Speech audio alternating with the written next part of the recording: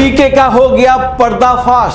जी हां, एनबीसी 24 के पास एक्सक्लूसिव दस्तावेज हाथ लगे हैं, जिसके बारे में हम आपको आगे परत दर परत बताएंगे।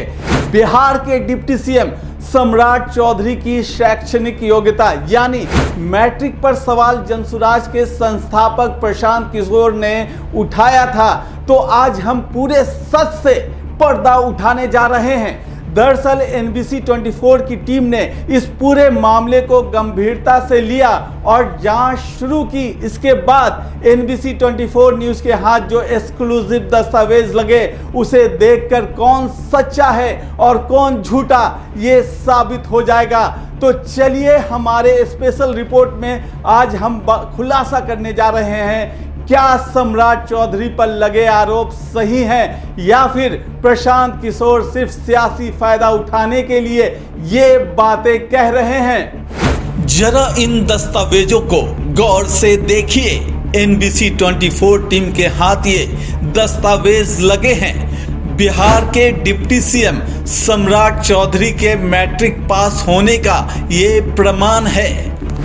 मदुराई कामराज यूनिवर्सिटी, नाम Samrat Chaudhary Rakesh, registration number A9A1710043, centre number 874, परीक्षा का साल नवंबर 2010, विषय Hindi, English, commerce, economics, math, total marks कुल 500 अंक में 230 अंक प्राप्त किए।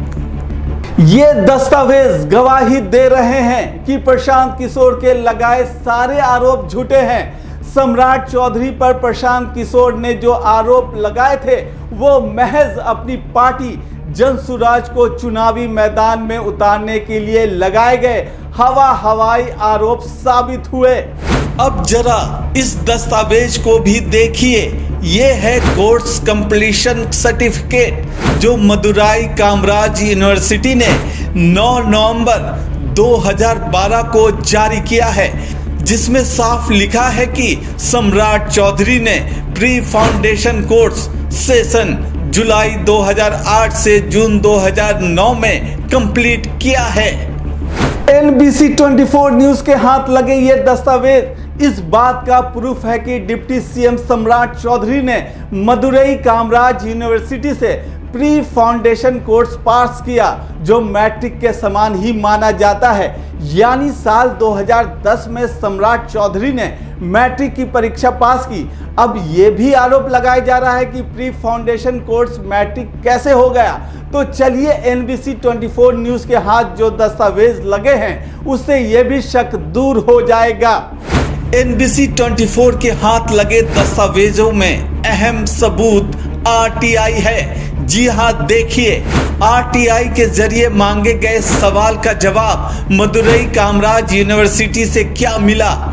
मदुरई यूनिवर्सिटी के पब्लिक इंफॉर्मेशन ऑफिसर ने 26 अगस्त 2020 को मांगे गए जवाब में लिखा है कि एडमिशन लेने के वक्त पीएफसी कोर्स 10वीं यानी एसएसएलसी के बराबर मान्यता रखता है, जो कि तमिलनाडु सरकार के 2017 के रिलीज ऑर्डर के मुताबिक है।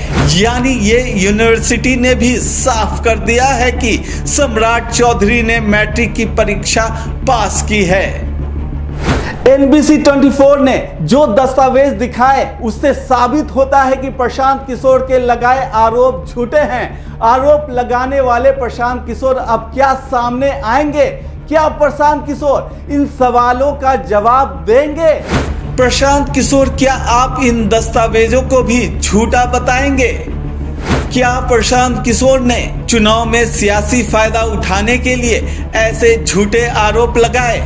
प्रशांत किशोर के निशाने पर हमेशा से ओबीसी और पिछड़े जाति के लोग ही क्यों रहते हैं? प्रशांत किशोर क्यों अपर कास्ट के लोगों पर आरोप नहीं लगाते हैं?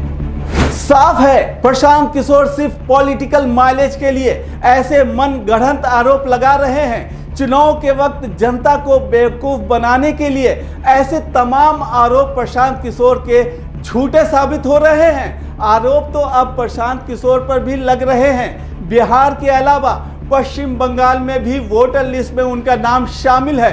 तो क्या सिर्फ अपने निजी फायदे के लिए प्रशांत किशोर बिहार चुनाव के मैदान में उतरे हैं? अगर नहीं तो फिर ये तो राज्य में मतदाता बनने की सच्चाई क्या है? इसका जवाब तो अब प्रशांत किशोर को देना होगा। तो चलिए स्पेशल रिपोर्ट में आज इतना ही। मेरे साथ आप बने रहिए NBC न्यूज़ 24 के साथ। आगे भी ऐसी तमाम खबरों को आपको जानकारी देते रहेंगे और खुलासे करते रहेंगे। तब तक के लिए मुझे दीजिए इजाज़त। नमस्कार।